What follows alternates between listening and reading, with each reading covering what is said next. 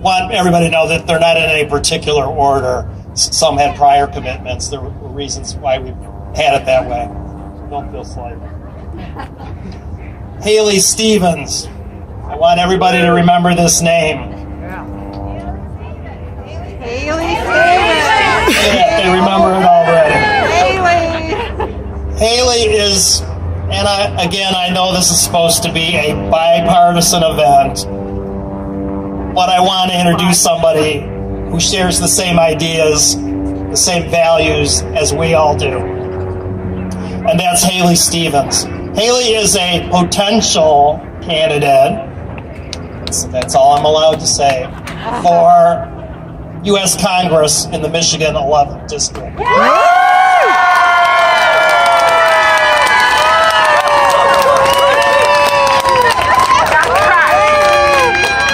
Wow, and this whole time I feared saying that for people saying this is not political, this is not political. So let's say it again for Haley. Haley has been very active in politics. She was a policy advisor on health and the environment, a policy strategist in the Obama administration. She was also a policy advisor in Senator Clinton's 2016 presidential bid. Her credentials are amazing.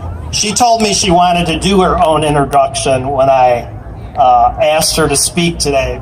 So that's all I'm going to say. I'm not sure what she's going to say about herself. But I know that you are going to hear more. God, I just did like a Trump thing. My bad.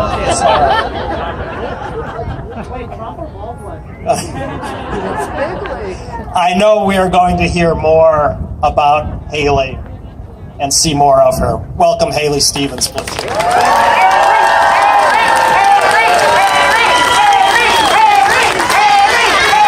afternoon, Detroit. Good afternoon, people of science. Are we ready to march? Yes, we are. My name is Haley Stevens. I am a woman in science. Yes.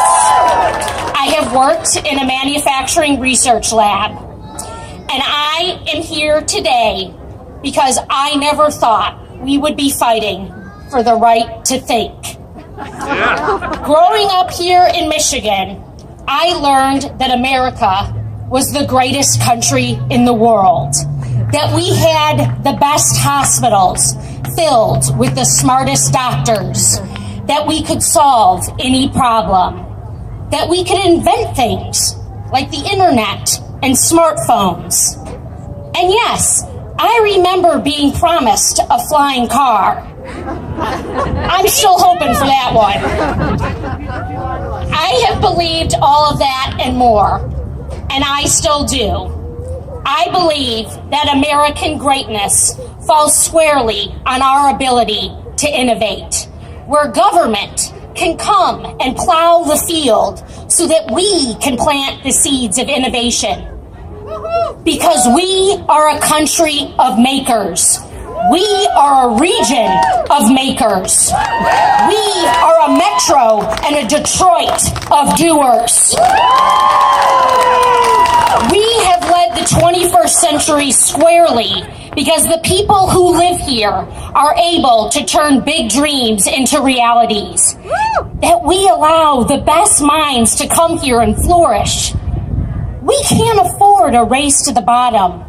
We cannot afford the ripping away of investments in critical innovation and research, from the space race to the binary code to health to water. I remember, yes, water. I remember in college under George Bush, picking up those science books, leaning into compelling fields because I was concerned about having to preserve fact over demagoguery. And here we are again, where President Obama had 125 people serving in the White House Office of Science and Technology Policy because he believed fact-driven, data-driven policy that I was privileged enough to work on. Our current president has barely put a person in that office. Because it is evident he and his cabinet do not care about fact or a science-driven agenda. We could be leading a new space race to Mars. But yet, here I stand with you, demanding to let our scientists be allowed to do their work without censorship from our own federal government. I stand here demanding with all of you that our scientists, our doctors, our mathematicians, and our teachers be allowed to think and teach freely, to speak freely, to report their findings freely. And honestly, I know that honesty is not something this administration cares much about. But guess what? We do.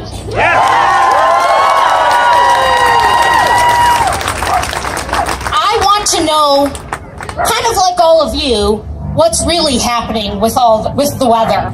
As you know, and as William said, I am looking to run for Congress in Michigan's 11th district.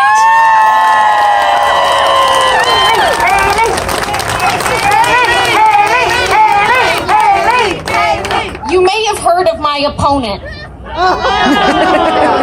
Some of you know him by the less than flattering but very accurate title of the Foreclosure King. I'm not here to bring up his history of stealing family homes for his own personal profit. I am here to talk about his voting record. Because just last month, this man continued his party line voting in support of Trump's silencing of the science community. He voted yes on H.R. 1430, the pleasant-sounding, honest and open new EPA Treatment Act of 2017. This bill prohibits the administration of the EPA from proposing any action or regulation that uses science which is not publicly available. Come again? You already know that Trump has put a gag order on all federal scientists. His administration has shut Twitter feeds, scrubbed websites, and banned media interviews. Thanks to these actions, there is no place for the public to access information collected by years of research. And thanks to the honest and open new EPA Science Treatment Act, the public cannot view science-based evidence. The EPA cannot act on their own fact-based science. Where have the party line Republicans been, sorry, William, on the precious Great Lakes funding? You guys helped to elect this man. Now it is our time to stand up for what is right. Now it is our time to put state and our Great Lakes and our country before party. The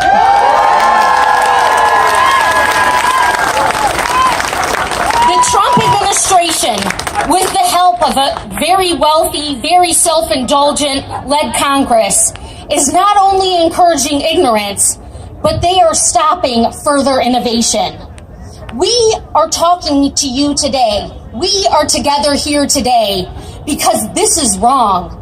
Researchers whose work on critical long-term projects, innovations that I have worked on, the very innovations that will continue to make us great, depend on critical and continued federal support, including public-private partnerships. Those partnerships depend on open communication, the very communication that the people in office today are looking to cut off. Innovation was the thing that made America great. Starting here, right where we are standing in the Motor City, when Henry Ford created that first assembly line.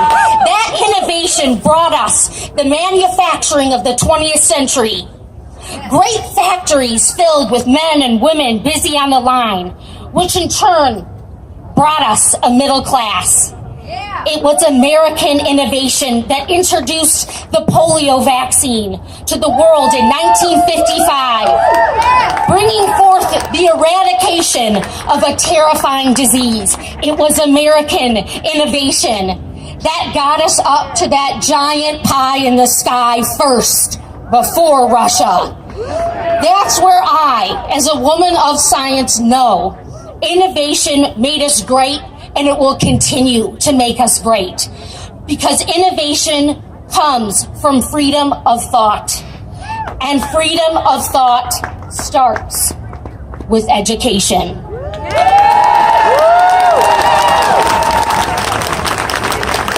So when President Trump was just a celebrity and not a politician, I launched a STEM education program called Digital Days. Digital Days has exposed over 200 middle school and high school students to digital manufacturing concepts and processes. Woo! And I didn't just stop with young students. I worked to create the country's first training program for digital manufacturing for people of all ages and professions. And I've been the only woman on the team. I know what it takes to get your voice heard in a lab full of men. I started Digital Days for the very same reason I stand before you today. I stand here, a woman of science, refusing to go back.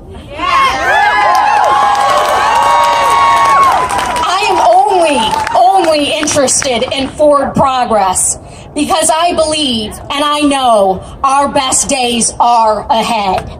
I believe we are still a land of dreamers, innovators, and yes, scientists. We can be and we are the place of tomorrow here in Detroit, in Metro Detroit. But if our government continues to stop investing in innovation, that's under threat. We are at our greatest as a country when our country tells us our brains are great. When education and scientific advancement funded and supported by our federal and state government alike. We need this support. We cannot allow them to continue to talk out of one side of their mouths while cutting off funding and silencing the scientists. We must hedge our bets, and we continue to support science and research-based agenda.